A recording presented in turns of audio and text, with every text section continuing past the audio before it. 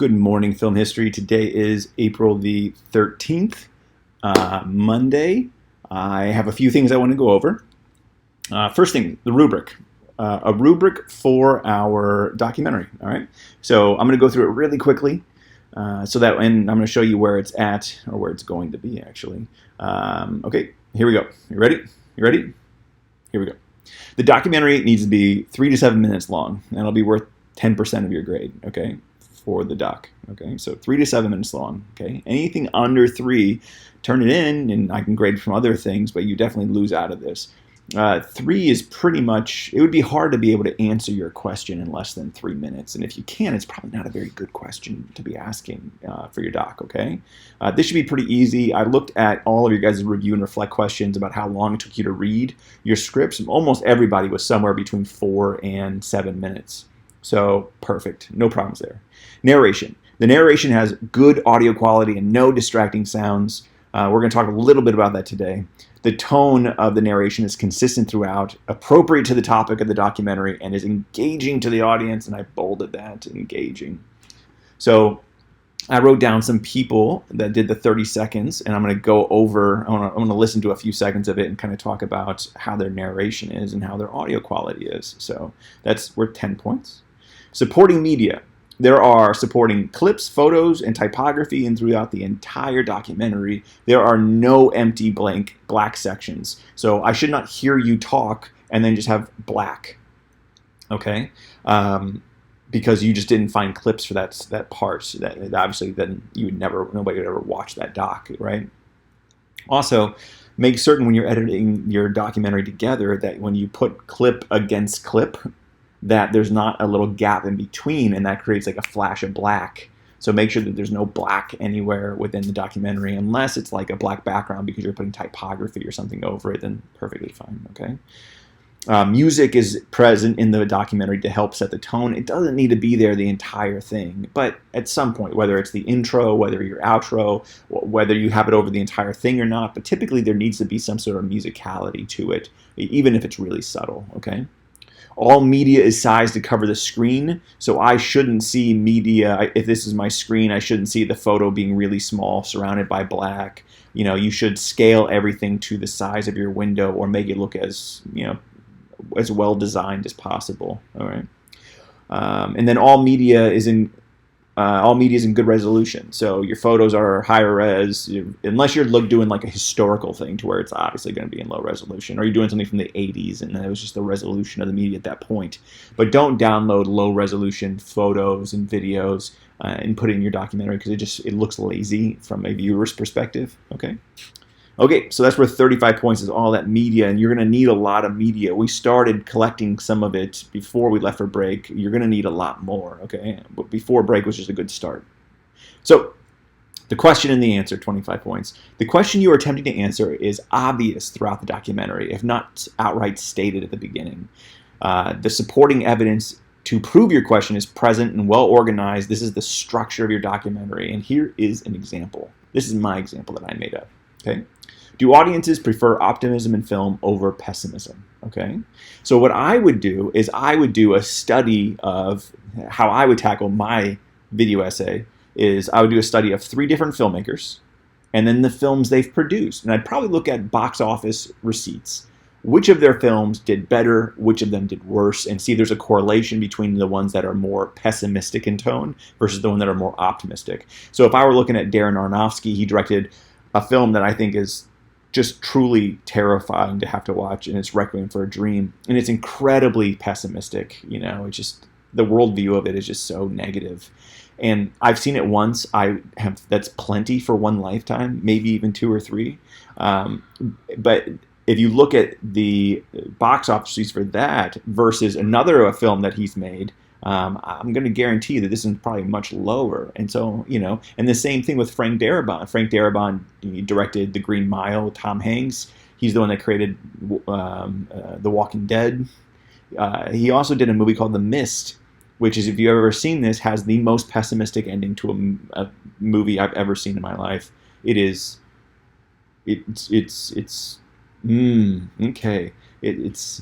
there. So And then this movie is kind of like universally despised in a lot of ways. And so I think it's because of that pessimism. And so I want to prove that with these films. And the same thing with David Fincher, who directed Seven and Fight Club and stuff. And so that pessimism versus maybe The Curious Case of Benjamin Button, which has a much more optimistic view of life. And so that's how I would arrange my documentary. And of course, because I'm just a huge nerd, I would finish it with the greatly optimistic Marvel versus what was the truly pessimistic DC cinematic universe, and why maybe help finally prove a point of what audiences are really looking for. And I think it's that one, right? So after I've done all of this, I would close my documentary kind of restating a couple of these things, and to let the audience know that I've proven my point. They may disagree with me. You may be sitting there going, no, Requiem for a Dream is the most brilliant movie in the world. And I would say, why? But okay, it's perfectly fine to be argumentative here, okay? But make certain that you're answering that question in a highly organized way with your evidence, okay? And that's 25 points. Typography. Typography is critical. You need to have consistent typography in size, color, and font throughout the documentary. There's purpose and placement for why you chose the color you did and the font you did. Typically, students make fonts way too big on a screen. It doesn't, whatever you initially design it for, probably just cut it in half in size, and it's probably the right size. Center things. Don't just have things misaligned. Don't make things in bright pink if you're doing a documentary on, the Great Depression in film and whatever. Like, why would it be in hypercolor pink? That would make a ton of sense. Also, if you're making movies about westerns and you're choosing like type that has horseshoes in it, you're going to make me cry a little bit inside. So, just try to be as professional looking as possible. Go look up good video essays and documentaries and kind of just copy how they do their typography.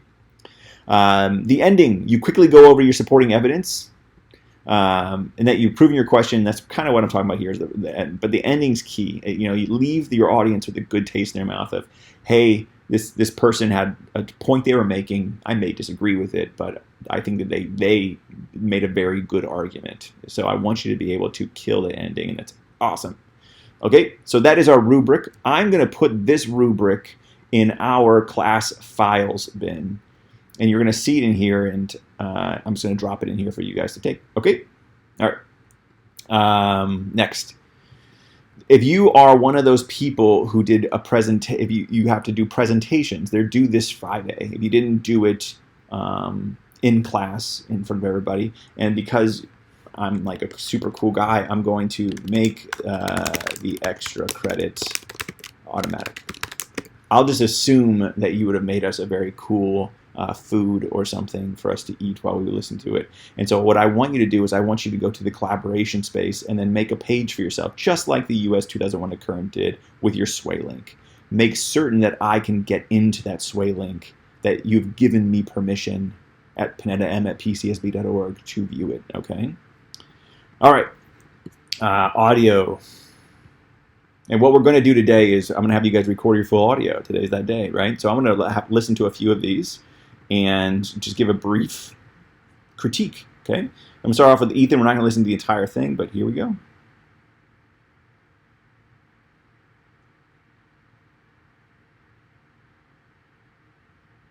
Ethan's audio is, I thought it was, when I say bad audio, it was the audio quality of it. It didn't sound like it was done in a studio, and I know you're not sitting in a studio, but we want to try to make it sound as good as possible. And to me, the audio quality wasn't there. So maybe going to a different room, trying to use a different device, maybe using a phone to record the audio instead of a computer.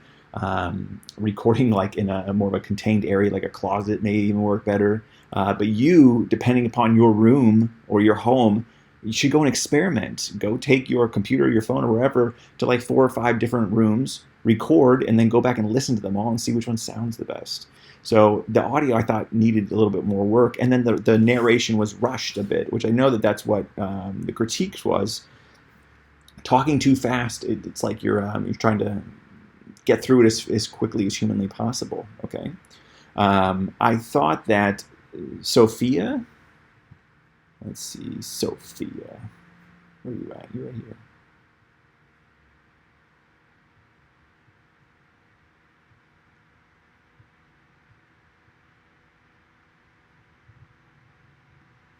So the audio, again, it doesn't have that kind of like, and we're going to listen to some other ones where I thought it was really, really good audio. The audio quality isn't there, and if you're having issues with recording, just email me and we'll kind of figure something out, okay? But I think that the narration is okay, you know.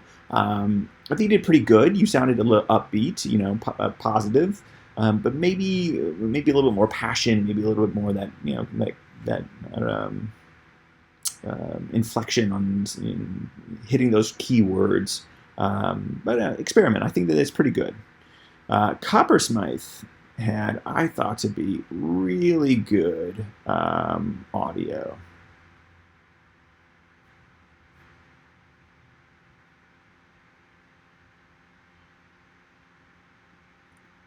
And the narration I thought was pretty good. It was good. Maybe a little bit more enthusiasm, but I thought the audio quality was good. I think you're capturing my attention right off the beginning with like giving me exactly what the scope of your project's about. Not bad.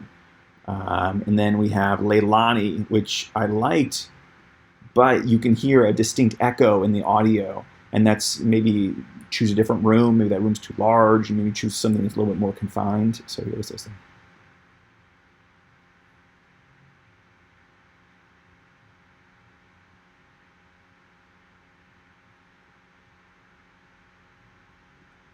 So, and then I thought the narration was pretty good. Good job. I like that. And so hopefully you're kind of picking up like what makes a good narrator for a documentary versus what feels rushed or it feels too slow or what feels too monotonous. Okay. What about Cortez?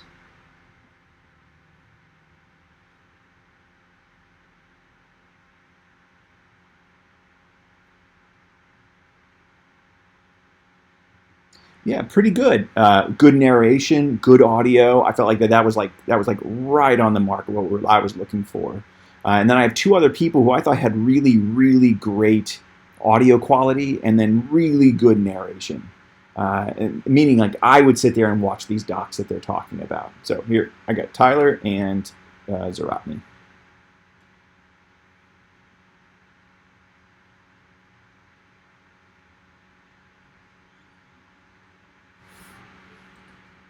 I think that you have, let's see, I'm going to pull up Collins and let's just listen to Collins real quick.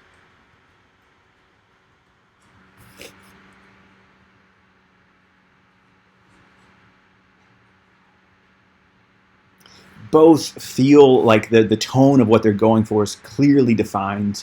You know, Colin, it's fun, it's lighthearted, it's intense. It matches the tone of the doc really well. Audio was good. I mean, I was really happy with that. And then Tyler has this like almost like snarky, sarcastic kind of like vibe that I think really fits nicely. And both of them are incredibly charismatic in how they're talking. So I was super excited by those. So today, record the full audio, experiment, have fun, enjoy. We're looking somewhere between that 3 to 7 mark. Feel positive about it. Feel really good. And then that's it. On Wednesday, we're going to start editing. So happy recording. If you guys have any questions, let me know. Make sure you fill out the review and reflect form at the end of the class. Always, every day. Really, really important. Okay. Have a great day. Take care.